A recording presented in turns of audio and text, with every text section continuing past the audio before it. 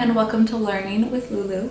The purpose of this video is to provide you with a summary of chapter 17 in the Scarlet letter. Before we get started, please make sure to show your support for this channel by doing all the usual things, liking, subscribing, and also by the end of the video make sure to comment any thoughts you have on the events that transpire therein, and also share with others that you may benefit from this type of content, providing chapter summaries of classic novels that you may be reading just for your own personal enjoyment or as a part of a curriculum. So, in chapter 17, we are in the forest. Hester has awaited the passing of Dimmesdale, and they've met up under the shelter of the trees. Not only is this forest meeting place providing privacy from just the public in general, but also especially from Chillingworth. Hester and Dimmesdale actually take each other's hands and they find a spot to sit. Hester finally tells Dimmesdale that Chillingworth is her once lost, now estranged secret husband. And secret because no one in the town, he's not even going by his actual name, which would be Prynne. You know, they don't live or act as husband and wife, so there's that estranged secret part to it. Also secret because remember, Chillingworth has sworn Hester to secrecy on this matter. But of course, Hester's finally reached the point where she's like, this is doing Dimmesdale so much harm. Chillingworth doesn't really have I would say an upper hand anymore. And so Hester is just going to now reveal to Dimmesdale this truth, that Chillingworth is her husband. And it's going to bring to Dimmesdale some clarity and illuminate for him perhaps why his doctor, Chillingworth, who, you know, should be acting doctorly and sometimes poses as a friend, why he's feeling this unexplainable torment from the man. Dimmesdale's response is obviously, I think obviously, one that's very unsettling. I believe the text says that he has this dark transfiguration about him. And, you know, we as the readers, I as a reader, I feel this sympathy and understanding of Hester and the position that she was put in. I also understand why Dimmesdale perhaps feels upset and even starts to get upset at Hester and say that she's the cause of his suffering. And I can understand, you know, living for so long and being tormented by this person but not really being able to find a logical explanation for all of this.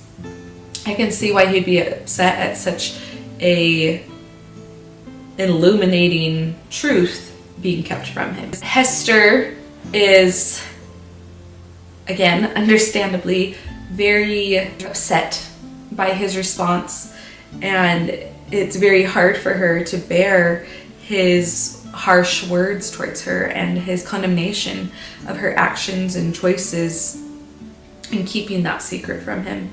And she, in response, pulls his head into her, almost like when you're comforting, perhaps you have not had this experience, but you've probably witnessed it at least, either in your own life or in media, but like a parent comforting a child and putting their head on their chest and like comforting them in that way. That's what Hester is doing to Dimmesdale right now. It just so happens that his head is pressed up against the Scarlet letter, and she begs him to forgive her. He does. He does forgive her, and he says, you know, Chillingworth is the worst player in this scenario, in this situation that we find ourselves in. And I believe it's at that part that Hester agrees, and I think she even references their attitudes before they mutually committed this act of adultery that she has, you know, borne the suffering for all these years. And I believe she says, you know, we knew that there was some sort of like sanctity to our connection and our choice at that time. And essentially, like, you know, we're not entirely in the wrong. And yeah, Chillingworth is the more malicious character here. And Dimmesdale is like, yeah, Chillingworth is his sin that he's committed up until this point is more worrisome and more of a violation of God's goodness. And Dimmesdale, he then realizes, oh, our secret, you know, Chillingworth knows that Hester is going to be telling me this information, and he starts to worry that Chillingworth is now going to just share with the public the truth of the whole matter, that Dimmesdale is in fact Pearl's father. But Hester says, you know, don't worry about that. She then turns their conversation to, why don't you make a new life for yourself? She urges him, she says, why don't you go somewhere else, somewhere where you are not known as this person and where Chillingworth won't be able to find you. Like, go make a new life for yourself. And also, by the way, how about I come with you? So she's asking him, let's run away together. Dimmesdale is listening and at least receptive to some of this. I think there is still some of this like martyr mentality in him, but there is a bit of a plan sort of in coming into formation, but you know, it's not a fully formed plan, but there is a burgeoning plan for this little family, because that's what they are, a mom, a dad, and their beautiful little child, that they could perhaps steal away on a ship to Europe and make a new life for themselves as a family.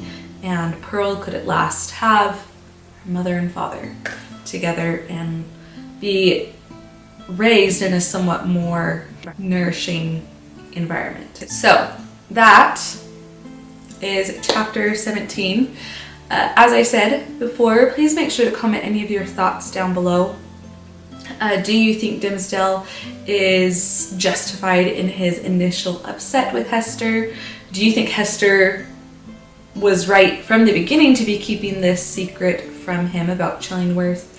What do you think on the ethics and the morals of some of the people's choices and reactions in this chapter? And with that being said, again, make sure to like, subscribe, and share, and keep coming back for more English language arts content. Thanks for watching.